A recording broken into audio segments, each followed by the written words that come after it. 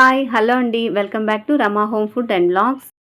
ఈ వీడియోలో బీట్రూట్ తోటి ఒక మంచి కర్రీని ప్రిపేర్ చేసుకోబోతున్నాము. మామూలుగా మనం బీట్రూట్ తోటి ఫ్రైలు కానీ మసాలా వేసుకొని కుర్మా టైప్లో చేసుకుంటూ ఉంటాము. కానీ బీట్రూట్ని కొబ్బరిపాల కాంబినేషన్తో చేసుకుంటే కూడా చాలా బాగుంటుంది. ఇలా ట్రై చేసి చూడండి. బీట్రూట్ కర్రీని ఇష్టపడని వాళ్ళు కూడా చాలా ఇష్టంగా తింటారు. అంత టేస్టీగా ఉంటుంది. దీన్ని ఎలా ప్రిపేర్ చేసుకోవాలో ఆ ప్రాసెస్ ఏంటో ఇప్పుడు చూద్దాము. ముందుగా బీట్రూట్ని నీట్గా వాష్ చేసుకొని పీల్ చేసి సన్న ముక్కలుగా కట్ చేసుకోవాలి.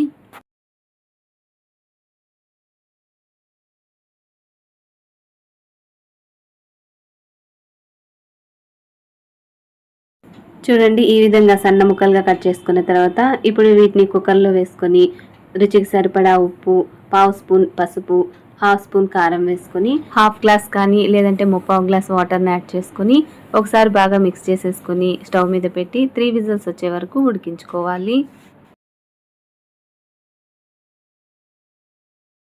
ఇది ఉడికేలోపు మసాలాను ప్రిపేర్ చేసుకుందాము. మసాలా కోసం మిక్సీ జార్లోకి 2 ఇంచుల అల్లం, 7-8 వెల్లుల్లి రెబ్బలు వేసుకొని అందులోనే కొంచెం చెక్క, 4-5 లవంగాలను కూడా యాడ్ చేసుకొని ఫైన్ పేస్ట్గా ప్రిపేర్ చేసుకోవాలి. ఇప్పుడు ఈ పేస్ట్ని పక్కన పెట్టేసుకొని ఇందులోకి మెయిన్గా యూస్ చేసే ఇంగ్రీడియంట్ కొబ్బరి పాలను ఎక్స్ట్రాక్ట్ చేసుకోవాలి. దీనికోసం నేను ఇక్కడ మీడియం సైజ్ కొబ్బరికాయని తీసుకున్నాను. ఈ కొబ్బరిని అంతటిని ఒక మిక్సీ జార్లో వేసుకొని కొంచెం కొంచెంగా వాటర్ని యాడ్ చేసుకుంటూ ఫైన్ పేస్ట్గా బ్లెండ్ చేసుకోవాలి. ఇలా బ్లెండ్ చేసుకున్న ఈ పేస్ట్ని ఒక స్ట్రైనర్తో కానీ లేదంటే క్లాత్లో కానీ వేసుకుని కొబ్బరి పాలని స్క్వీజ్ చేసుకోవాలి. దీన్ని డైరెక్ట్గా స్ట్రైనర్లో కంటే ఇలా క్లాత్ వేసుకొని స్క్వీజ్ చేసుకునే ప్రాసెసే మనకి ఫాస్ట్గా అయిపోతుంది.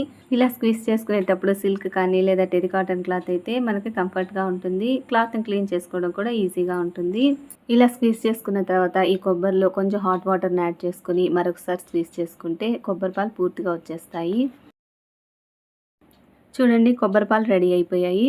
ఇప్పుడు వీటిని పక్కన పెట్టేసుకొని స్టవ్ మీద ప్యాన్ పెట్టి 4-5 టేబుల్ స్పూన్స్ దాకా ఆయిల్ వేసుకొని ఆయిల్ హీట్ అయ్యాక 3 మీడియం సైజ్ ఆనియన్స్ వేసి కొంచెం సాల్ట్ కూడా యాడ్ చేసుకొని ఫ్రై చేసుకోవాలి. ఈ కర్రీకి ఆనియన్స్ మరీ బ్రౌన్ కలర్లో వేగాల్సిన అవసరం లేదండి. కొంచెం ట్రాన్స్పరెంట్ అయితే చాలు. చూడండి, ఈ విధంగా ఆనియన్స్ కొంచెం ట్రాన్స్పరెంట్ అయిన తర్వాత ఇప్పుడు ఇందులోకి అల్లం వెల్లుల్లి పేస్ట్ని యాడ్ చేసుకోవాలి. ఇక్కడ నేను 2 స్పూన్స్ యాడ్ చేస్తున్నాను. ఇప్పుడు ఈ అల్లం వెల్లుల్లి పేస్ట్ని పచ్చివాసన పోయే వరకు ఫ్రై చేసుకోవాలి. ఇన్ కేస్ మీరు గ్రేవీ ఎక్కువగా కావాలి, కొబ్బరిని కాస్త ఎక్స్ట్రాగా యాడ్ చేస్తున్నట్లయితే అల్లం వెల్లుల్లి పేస్ట్ని మరో 1 or 2 స్పూన్స్ ఎక్స్ట్రాగా యాడ్ చేసుకుంటే సరిపోతుంది. మరి ఎక్కువగా యాడ్ చేసుకున్నా కూడా మనకి కొబ్బరి పాలని డామినేట్ చేస్తుంది కాబట్టి చూసి వేసుకోండి.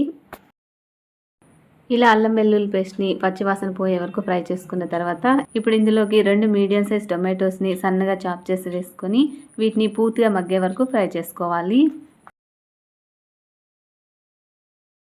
టొమాటోస్ ఈ విధంగా పూర్తిగా మగ్గి ఆయిల్ రిలీజ్ అవుతున్నప్పుడు ఇప్పుడు ఇందులోకి పావు spoon salt, 1 or 2 table spoons ధనియాల పొడి వేసుకొని ఒకసారి బాగా మిక్స్ చేసుకోవాలి.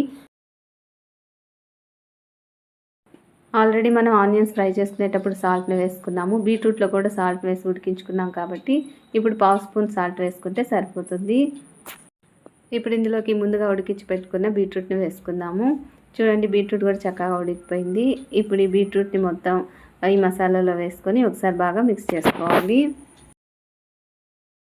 ఇలా ఒకసారి బాగా మిక్స్ చేసేసుకున్న తర్వాత ఇప్పుడు ఇందులోకి ముందుగా మనం ఎక్స్ట్రాక్ట్ చేసి పెట్టుకున్న కొబ్బరి పాలను యాడ్ చేసుకోవాలి. ఈ కొబ్బరి పాలను యాడ్ చేసుకునేటప్పుడు మొత్తం ఒకేసారి వేసుకోకుండా ఇలా సైడ్గా కొంచెం పాలను వేసుకొని ఒకసారి మిక్స్ చేసుకొని ఇప్పుడు ఈ పాలనంతటిని కూడా కూరకి మొత్తం స్ప్రెడ్ చేసుకోవాలి. ఇలా కలుపుకోవడం వల్ల మనం వేసే కొబ్బరి పాలు అనేవి విరిగిపోకుండా ఉంటాయి. అంతేకాకుండా గ్రేవీ స్ట్రక్చర్ కూడా పర్ఫెక్ట్గా వస్తుంది. చూడండి, ఈ విధంగా కలుపుకున్న తర్వాత ఇప్పుడు కొంచెం కొంచెంగా పాలను వేసుకుంటూ కలుపుకోవాలి. మన ఛానల్ని కొత్తగా చూస్తున్నట్లయితే సబ్స్క్రైబ్ చేసుకొని పక్కనే ఉన్న బెల్ ఐకాన్ని క్లిక్ చేయండి. ఈ వీడియో నచ్చితే తప్పకుండా లైక్ చేసి షేర్ చేయండి.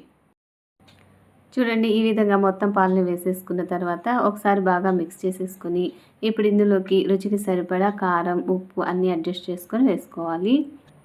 ఇందులోకి 1.5 స్పూన్ కారం యాడ్ చేసుకున్నాను. ఇంకా ఉప్పు అయితే సరిపోయిందండి, ఇంక వేసుకోవాల్సిన అవసరం లేదు. ఇలా మనకు టేస్ట్కి తగ్గట్లుగా ఉప్పు, కారం అడ్జస్ట్ చేసుకొని ఒక 5 minutes ఉడికించుకుంటే సరిపోతుంది. చూడండి, ఈ విధంగా గ్రేవీ కన్సిస్టెన్సీ వచ్చే వరకు ఉడికించుకొని స్టవ్ ఆఫ్ చేసుకుంటే ఎంతో టేస్టీగా ఉండే బీట్రూట్ కర్రీ రెడీ అయిపోతుంది. ఇది రైస్‌లో కానీ, రోటీలో కానీ ఎందులోకైనా కూడా చాలా టేస్టీగా ఉంటుంది. అంతేకాకుండా మనం ఇందులో కొబ్బరి పాలను యాడ్ చేసాం కాబట్టి చాలా హెల్తీగా కూడా ఉంటుంది. ఇంతేనండి, సర్వింగ్ బౌల్‌లోకి తీసుకొని కొత్తిమీరతో గార్నిష్ చేసుకుంటే ఎంతో టేస్టీగా, హెల్తీగా ఉండే బీట్రూట్ కర్రీ రెడీ అయిపోతుంది. తప్పకుండా ట్రై చేయండి. మీకు ఎలా వచ్చిందో మీ ఫీడ్‌బ్యాక్‌ని నాకు కామెంట్ సెక్షన్‌లో తెలియజేయండి. మన ఛానల్‌ని కొత్తగా చూస్తున్న వాళ్ళు సబ్స్క్రైబ్ చేసుకొని పక్కనే ఉన్న బెల్ ఐకాన్‌ని క్లిక్ చేయండి. ఈ వీడియో నచ్చితే లైక్ చేసి ఫ్రెండ్స్‌కి, రిలేటివ్స్‌కి షేర్ చేయండి. Thanks for watching.